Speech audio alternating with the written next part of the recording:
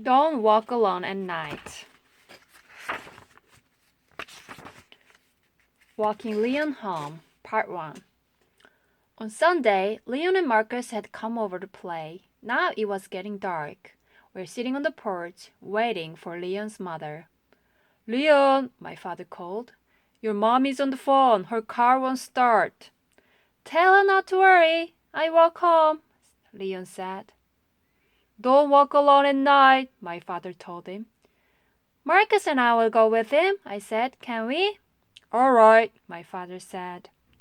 But take a sweater. It's getting chilly. We started on our way. I wasn't scared to walk alone, Leon said. But you have to pass the graveyard. Creepy things can happen there if you walk alone at night. You might see a ghost, Marcus said. Ghosts can't hurt you, Leon said. They're just made of air. Maybe, said Marcus. But they can suck your blood. Ghosts don't do that, I said. Vampires do. What would you do if you saw a ghost? Marcus asked. I'd try to trick him, like a girl in a story I know, I answered. Tell us the story, said Leon. Emma and the Ghost, my story. Emma was sleeping over at her grandmother's house. Tomorrow we'll visit your grandfather, grandmother told Emma. But grandfather is dead, said Emma. Yes, but it's nice to go to the cemetery. We'll take flowers for him, said grandmother. The next day they went to the graveyard. At the gate, grandmother filled the bucket with water. First, we have to clean the grave, she said. I'll help, said Emma. Emma took off her gold ring and put it on the tombstone. They cleaned the grave and left flowers in a vase. Back at home, Emma washed her hands before dinner. Oh no, she cried. I left my ring at the cemetery. I have to go back to get it. Don't walk alone at night, grandmother told her. We'll go in the morning. It might be gone by then. I have to go now, said Emma. I'll take the flashlight. The graveyard looked different at night. It was deserted and full of shadows. Emma walked in. A cloud of mist rose between the graves. What was that?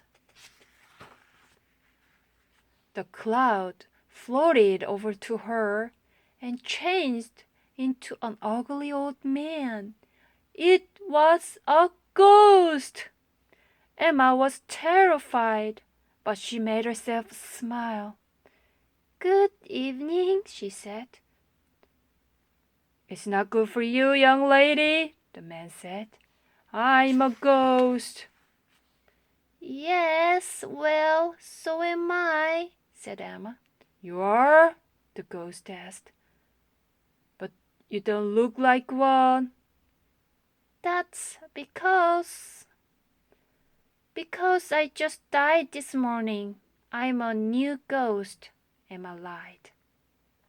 But you look like a wise ghost. I could learn from you. True, the ghost agreed. I can scare people to death. Tell me, said Emma, is there anything we ghosts are afraid of? Light, the ghost said. Emma pulled out her flashlight and aimed it at the ghost. In the bright light, he quickly faded away. Emma ran, grabbed the ring, and returned to grandmother's house. I was worried about you, grandmother said. Now I know why, Emma replied. I found my ring, but I shouldn't have gone by myself. It's good Emma had the flashlight. It saved her, said Leon. Would you ever visit a cemetery at night? Marcus asked. I might, I said. It's not that scary. Big bugs are worse. Or monsters waiting in the dark, said Leon. They can grab you when you're alone and stuff you in a bag. What do you mean? I asked. I'll tell you a story, said Leon. Monster. Leon's story. Babu and his two sisters were looking for pretty shells. Look at this one, said Babu, showing the shell to his sister. It has the shape of a snake on it. I'll keep it for good luck. Babu hid the shell under a bush so he could find it again. I'll get it on the way home, he said, but Babu forgot about it until they were almost home that evening. Let's go back, Babu said. No, said his older sister. I've heard that a monster goes walking there at night. But it's not night yet, Babu said. If you won't come, I'll go alone. Don't walk alone at night, his sister told him. I'll be home in no time, Babu promised and started off, but he was a bit afraid, so he sank to feel brave. When he came to the bush, a man was sitting there beside a drum. He had Babu's shell. You have a sweet voice, the man said to Babu. Why did you come here? That shell in your hand is mine. Please, may I have it? Babu asked. Of course, the man said. But first, sing some more. I can't hear very well, so come closer. Suddenly the man changed into a monster with two heads. He grabbed Babu and stuffed him into his drum. Let me out! Screamed Babu. No, said the monster. You'll be the voice of my drum. When I beat on it, you will sing, and people will give me food. He picked up the drum and with Babu in it and left. In every village, the monster changed back into a man. He played his drum and was paid with chickens and yams. Then he came to Babu's village. Babu's sister heard the singing drum. Listen, the sister gasped. It's Babu's voice. Quickly they ran and told their mother and father. Their parents invited the man home for dinner. They gave him food and drinks until he fell asleep. Babu's parents opened the drum, freed Babu, and hid him. Then they filled the drum with spiders and bees and closed it up again. Wake up, the parents called to the man. Our neighbors want to hear your wonderful singing drum. The man went outside and began to beat his drum. There was silence. He pounded the drum again, but it did not sing.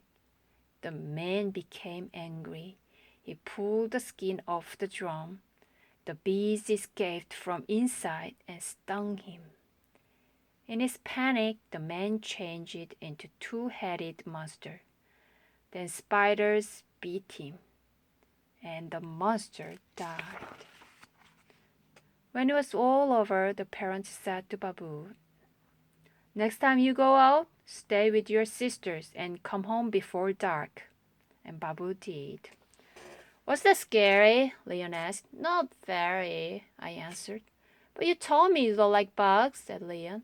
I meant big bugs, I replied. I'll tell you a story about a big bug, said Marcus. The Mothman. Marcus' story. What are those, candies? Max asked his mother. She was putting little white balls into her closet. They're mothballs. Moths are eating our clothes, his mother said. She pulled her sweater out of the closet. Look, it's full of holes. Can you please take it to Aunt Rose and ask her to fix it? All right, said Max. It was getting dark when Max arrived at his aunt's house. Big brown moth sat on her porch. He gave his aunt the sweater. It's dark outside, Aunt Rose said. Don't walk alone at night. I'll take you home. No need to, Max said.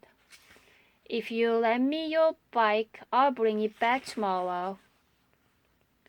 On a lonely stretch of the road, halfway back to his house, Max saw a large figure. It was bigger than a man, and it stared at him with glowing red eyes. As Max neared, it rose into the air like a giant butterfly, a mothman.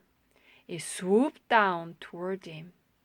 Max paddled with all his strength. The creature must be hungry, thought Max. He tossed his own sweater to it. The mothman landed on the rod and gobbled up the sweater. Max turned into a lane leading to his house. It was dark among the trees. The bike hit a stone and Max fell to the ground. He looked up into the tree. The mothman was gliding through the branches, down, down toward Max. Walking Leon home, Part 2. Watch out, Marcus said. The mothman could be up there. Beatrice bent over the rod. We're coming to the graveyard. Would you really go in there at night? Leon asked. Sure, I'm not afraid. Are you? I said. I'll go if you and Marcus go, said Leon. Let's do it, Marcus said. We climbed over the gate and walked by the graves. Then he turned around. A dark figure was coming toward us. Ghost! Leon cried. We ran. I dropped my sweater. You! Someone shouted. Stop right there! A light shone on our face. Is this yours? A man asked, handing me back my sweater. What are you boys up to? We're ghosts, said Leon. Don't get smart with me, the man said. I'm the caretaker, and if I catch you here again, I'll call your parents. We walked the rest of the day to Leon's house in silence. Come in, said Leon's mom. It's cold out. I got the car started. I'll drive you back. Don't worry, I have a sweater, I said, and I put it on. There were holes in the sleeves. I turned to Leon's mother. Maybe it would be better if you drove us home. And so Leon's mother did. Afterward, at the end of the Mothman story, the giant insect man glides toward Max. Is that the end of Max? What happens? You can invent any ending to the story you want.